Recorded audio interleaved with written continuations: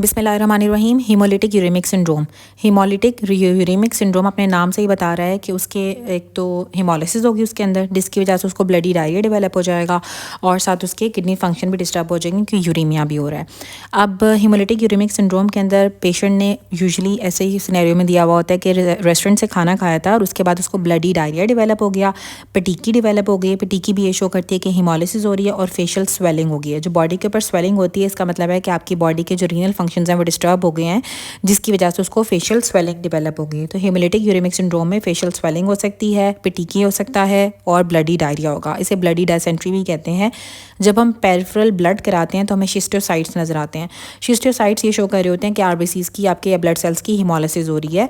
इसका जो स्ट्रेन होता है वो O157H7 ई कोलाई का ही स्ट्रेन होता है, जिसको एंटेरो हेमरेजिक ई कोलाई कहते हैं। एंटेरो हेमरेजिक का मतलब है कि आपकी ये गट में इन्फेक्ट करेगा और आपके ब्लड को भी इन्फेक्ट करेगा। गट में इन्फेक्ट करेगा तो ब्लडी डायरिया हो जाता है और हीमोलिसिस कराता है, जिसकी वजह से इसको हेमरेजिक स्ट्रेन कहते हैं। Entero haemorrhagic E coli O157H7 involve होता है। इसकी वजह से पेशेंट को एब्डोमिनल पेन होगा, ब्लडी डायरिया होगा, जिसको डायसेंट्री कहते हैं। स्टूल के अंदर हमें पस नज़र आती है, आरबीसीज नज़र आती है, ब्लड सेल्स के अंदर हमें शिस्टियोसाइट्स नज़र आते हैं। पेशेंट को फेशियल स्वेलिंग हो सकती है, पटीकी हो सकती है, एब्डोमिनल पेन हो सकता है। उसने किसी ना किसी रेस्टोरेंट से खाना खाया होगा और उसके बाद उसके सिम्टम्स आते हैं।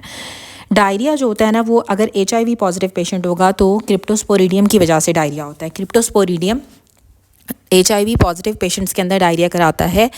और जो राइस वाटर डायरिया होता है वो विब्रियो कॉलरा की वजह से होता है। विब्रियो कॉलरा की वजह से राइस वाटर डायरिया होता है। HIV क्रिप्टोस्पोरिडियम HIV पेशेंट्स के अंदर डायरिया कराता है। जो वाटरी डायरिया होगा वो ई कोलाई कराता है। और नॉन ब्लडी डायरिया, इसका जो टॉक्सिन होता है वो हीट स्टेबल टॉक्सिन होगा या हीट लेबाइल टॉक्सिन भी हो सकता है, लेकिन ये एंटेरोटॉक्सिन है। एंटेरोटॉक्सिन नाम से ही बता रहे हैं कि वो आपकी गट को इन्फेक्ट करेंगे और वाटरी नॉन ब्लडी डायरिया कराएंगे।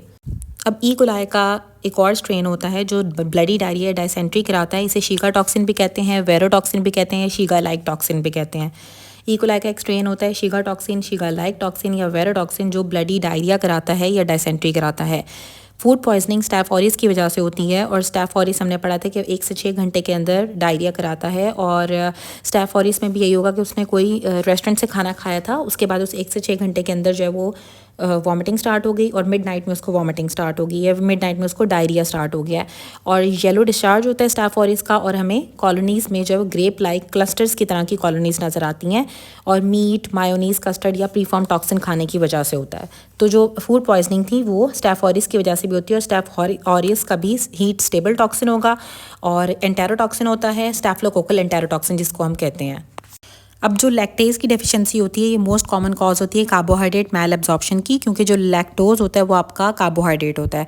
तो जब लैक्टेज एंजाइम की डेफिशिएंसी होगी तो ये मोस्ट कॉमन कॉज होती है, जिसकी वजह से कार्बोहाइड्रेट हमारे एब्जॉर्ब नहीं हो पाते हैं। लिस्टेरिया मोनोसाइटोजीन्स एक ग्राम पॉजिटिव बैक्टीरिया होता है, कोकोबैसिलस होता है। इसकी टम्बलिंग मोटिलिटी होती है और प्रेग्नेंट फीमेल्स के अंदर डायरिया कराता है। अगर एक प्रेग्नेंट फीमेल हो और उसको डायरिया हो जाए तो लिस्टेरिया मोनोसाइटोजीन्स की वजह से होता है। इसकी टम्बलिंग मोटिलिटी होती है, ग्राम पॉजिटिव कोकोबैसिलस है।